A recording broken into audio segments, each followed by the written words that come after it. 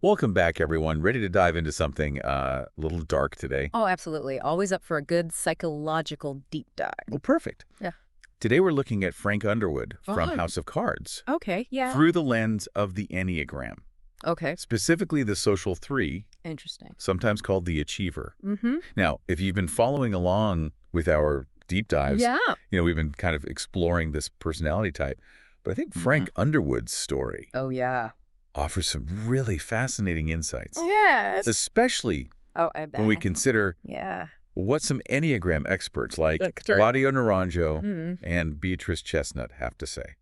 It's funny you should mention Naranjo Oh, yeah. because the way he describes the social three Okay. as having this like corporate mentality, Oh, interesting.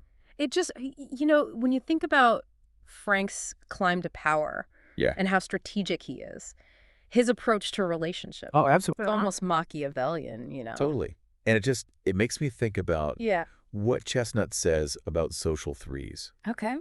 being like chameleons, Yeah. adapting to so different lucky. situations to gain approval and admiration. Ah, okay. And isn't that like the core of Frank's character? Mhm. This constant Yeah. performance, this carefully crafted persona Yeah. that he presents to the world? Absolutely. I mean, he just shifts effortlessly Yeah. from like charming congressman Mhm. to ruthless manipulator, Right. depending on who he's dealing with. Correct. But Chestnut also, she points out the downside of this adaptability. Okay. It can create like this disconnect Mhm. between the external image Yeah. and the true self, I see what you're saying. leading to, a sense of inner fragmentation.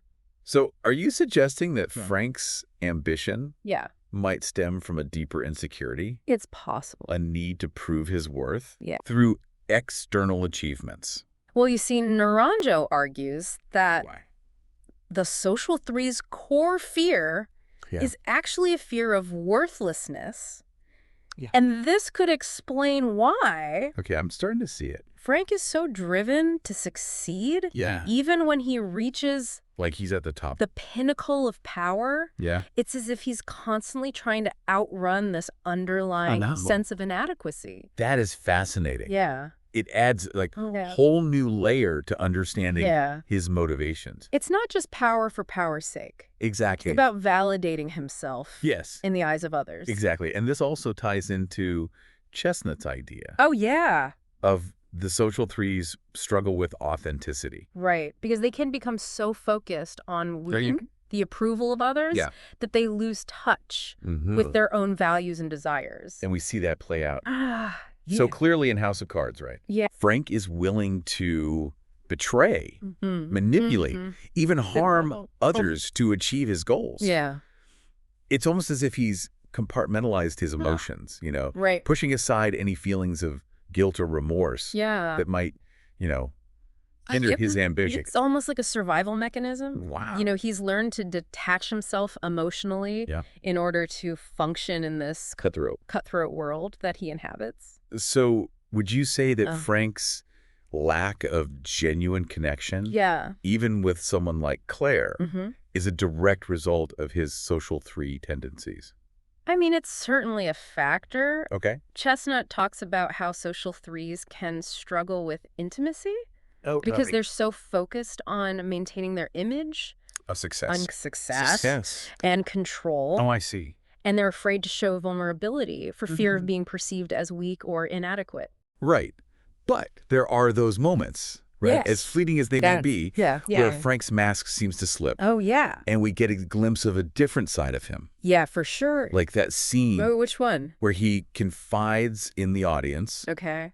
admits to feeling empty and unfulfilled, Oh, wow. despite achieving a Yeah. major political victory. That scene Yeah. is so powerful because it really reveals Mm-hmm. the inner conflict Mm. at the heart of the social three. Yeah, They achieve, they win, right. but it Yeah. never seems to be enough. Oh, that's so interesting. There's this constant hunger for more, Yeah. for greater recognition that can never truly be satiated. Wow. Makes you wonder, though, right? Like, is this ambition, Yeah. this insatiable ambition, is that like inherent Okay.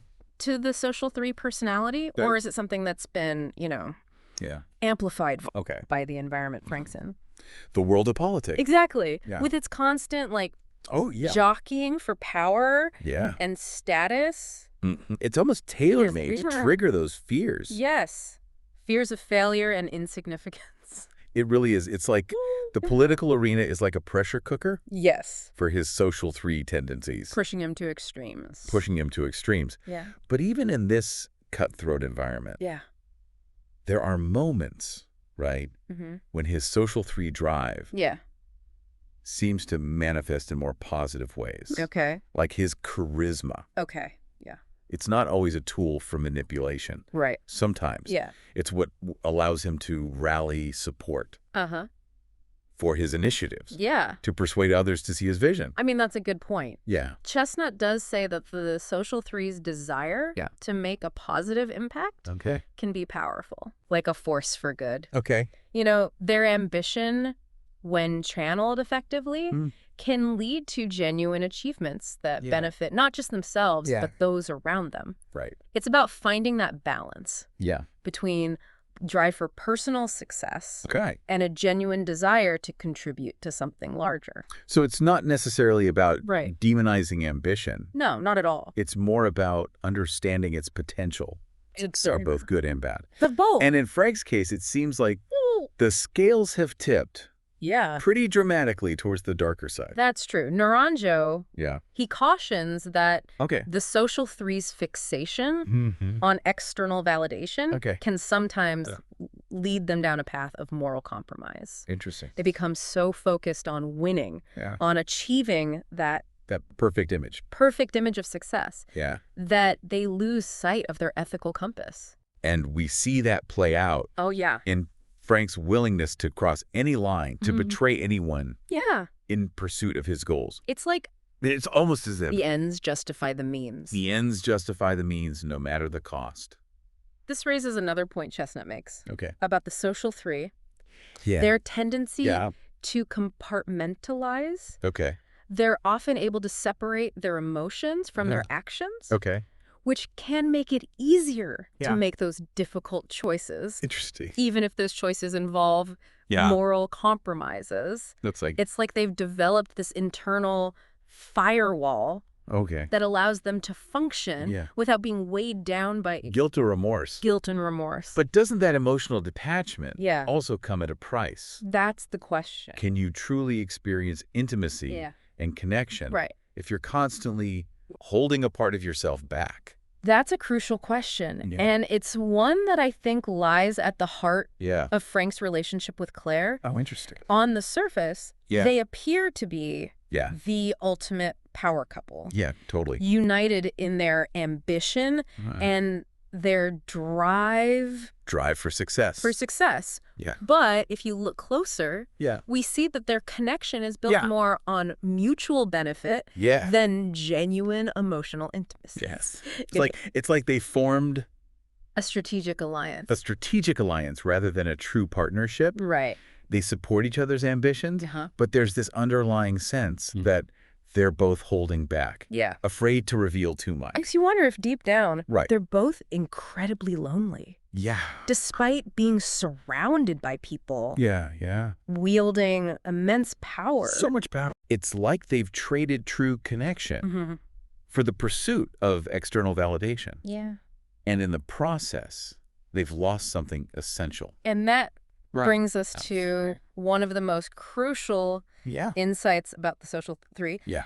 They often mistake external achievements Yeah. for internal fulfillment. Oh, wow. They believe Yeah. that if they just achieve enough, win enough accolades, then they'll finally feel Wow. worthy and content. Right. But the reality is Yeah. true fulfillment comes from within, Interesting. from a sense of self-acceptance Okay. and authenticity Okay. that can't be found Yeah. in external validation alone. This reminds me of that scene Which one? where Frank's standing in front of the mirror, practicing his expressions, Yeah. trying on different versions of himself. Oh, wow. It's like he's crafting an image to present to the world. Yeah. But behind that facade, Yeah. there's this emptiness, Yeah. this void Right, where yeah. genuine emotion Yeah. and connection. Connection, that scene perfectly encapsulates the struggle of the social three. Yeah. They're so good at playing the role. Yeah. At projecting this image of success and confidence that they lose touch with who they are. Makes you wonder if Frank ever allows himself to experience those deeper emotions, those moments of vulnerability, self-doubt. Right. Or has he become so accustomed to wearing the mask that he's forgotten what it feels like to be truly himself? He's trapped, right? In this cycle of achievement and dissatisfaction. Like, he reaches one goal only to set his sights on the next one. Right. Never pausing to savor the moment. To connect. Or to really connect with the people around him. And that's the tragedy of Frank's story. It really is. He achieves ultimate power, but at what cost? Yeah. The cost of his humanity. It's like he sacrifices authenticity for the sake of ambition. And in the end, he's left empty. Yeah. Alone. It's a stark reminder, I think, that success can't be measured by external markers of power or achievement. It's about something deeper. Right. Yeah. Yeah. Finding that sense of inner fulfillment. Living in alignment with your values. Yeah. Even if it means challenging those societal expectations. Challenging what it means. Of what it means to win. To win. Chestnut really emphasizes this idea of integration. Integration, is a key step in the social three's journey of growth. So it's about bridging that gap between the external image and the inner world. Learning to embrace vulnerability and authenticity as strengths rather than weaknesses. Absolutely. Instead of constantly striving for that external validation. It's about cultivating that self-worth that comes from within. Exactly. And being honest with yourself about your motivations, your fears, your deepest desires. So it's about recognizing those moments. When you're putting on a performance. Projecting an image that isn't quite you. That doesn't align with your true self. And having the courage to let the masks fall away. To connect with others from a place of genuine vulnerability. And authenticity. It's powerful. That's a powerful message. Not just for social threes. But for anyone. For anyone who's felt that pressure. Who's ever felt that pressure. To perform. To conform to expectations of success or happiness. It's about recognizing that true fulfillment doesn't come from chasing the next promotion. That next social media or that next social media like. It comes from cultivating that deeper sense of self-awareness. Knowing your values. And living in alignment with them. Regardless of what the world tells you to do. The outside world. So, as we kind of wrap up here. Thinking about Frank Underwood's journey, what resonates with you most? You know, for me, it's the reminder that true fulfillment doesn't come from the applause of the crowd, but from that quiet whisper of your own heart. That inner voice. Telling you you're living a life that is true to yourself. I think that's a great place to leave it. Yeah. Thank you so much for joining me on this deep dive into Frank Underwood and the Social Three personality. It's been a fascinating exploration, and I hope you've all gained some valuable insights along the way. Until next time, keep diving deep.